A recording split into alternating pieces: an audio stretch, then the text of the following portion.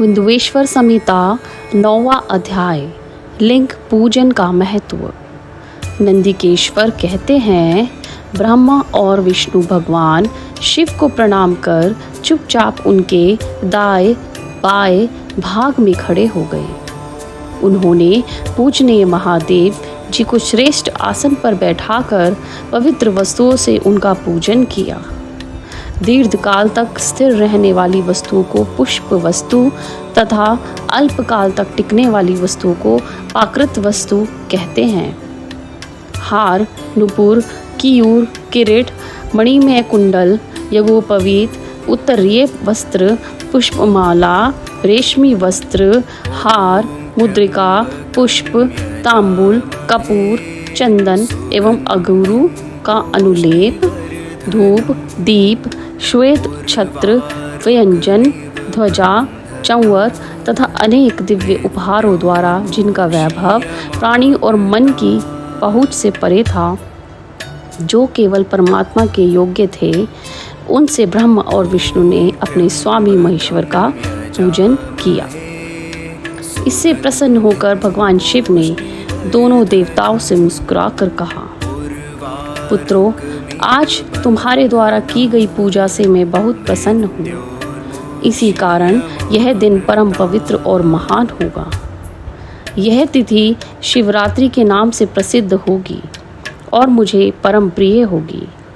इस दिन जो मनुष्य मेरे लिंग अर्थात निराकार रूप की या मेरी मूर्ति अर्थात साकार रूप की दिन रात निहरार होकर अपनी शक्ति के अनुसार निश्चल भाव से यथोचित पूजा करेगा, वह मेरा परम प्रिय भक्त होगा। पूरे वर्ष भर निरंतर मेरी पूजा करने पर जो फल मिलता है, वह फल शिवरात्रि को मेरा पूजन करके मनुष्य तत्काल प्राप्त कर लेता है। जैसे पूर्ण चंद्रमा का उदय समुद्र की वृद्धि का अवसर है, उसी प्रकार शिवरात्रि की तिथि मेरे धर्म की वृद्धि का समय है। इस तिथि को मेरी स्थापना का मंगलमय उत्सव होना चाहिए। मैं मार्गशीर्ष मास में आर्द्र नक्षत्र से युक्त पूर्णमासी या प्रतिपदा को ज्योतिर्मय स्तंभ के रूप में प्रकट हुआ था। इसी प्रकार इस दिन जो भी मनुष्य पार्वती सहित मेरा दर्शन करता है अथवा मेरी मूर्ति या लिंग की झांकी निकालता है, वह मेरे लिए कार्तिकेय से भी अधिक प्रिय है। इस शुभ दिन मेरे दर्शन मात्र से पूरा फल प्राप्त होता है।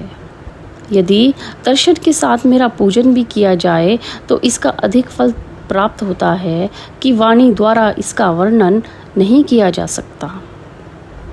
लिंग रूप में प्रकट होकर मैं बहुत बड़ा हो गया था, अतः लिंग के कारण यह भूतल लिंग स्थान के नाम से प्रसिद्ध हुआ। जगत के लोग इसका दर्शन और पूजन कर सकें, इसके लिए यह अनादि और अनंत ज्योति स्तंभ अथवा ज्योतिर्मय लिंग अत्यंत छोटा हो जाएगा। यह लिंग सब प्रकार के भोग सुलभ कराने वाला तथा भोग और मोक्ष का एकमात्र साधन है। इसका दर्शन, स्पर्श और ध्यान प्राणियों को जन्म और मृत्यु के कष्ट से छुड़ाने वाला है। शिवलिंग के यहाँ प्रकट होने के कारण यह स्थान अरुणाचल नाम से प्रसिद्ध होगा तथा यहाँ बड़े बड़े तीर्थ प्रकट होंगे। इस स्थान पर रहने या मरने से जीवों को मोक्ष प्राप्त होगा। मेरे यह दो रूप हैं, साकार और निराकार।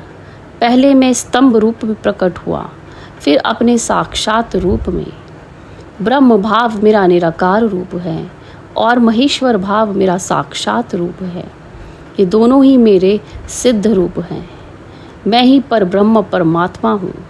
जीवों पर अनुग्रह करना मेरा कार्य है। मैं जगत की वृद्धि करने वाला होने के कारण ब्रह्म कहलाता हूँ। सर्वत्र स्थित होने के कारण मैं ही सबकी आत्मा हूँ। सर्ग से लेकर अनुग्रह तक जो जगत संबंधी 5 कृत्य है, वे सदा ही मेरे हैं। मेरी ब्रह्म रूपता का बोध कराने के लिए पहले लिंग प्रकट हुआ, फिर अज्ञात ईश्वरत्व का साक्षात्कार कराने के लिए मैं जगदीश्वर रूप में प्रकट हो गया।